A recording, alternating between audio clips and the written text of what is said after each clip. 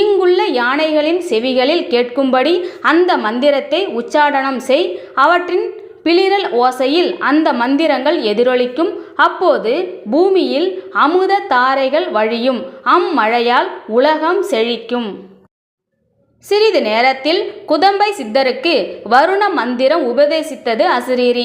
குதம்பை சித்தர் அந்த மந்திரத்தை கவனத்துடன் உள்வாங்கி தொடர்ந்து உச்சாடனம் செய்ய தொடங்கினார். மழை பொழிந்தது. காடு கரைகள் செழித்தன.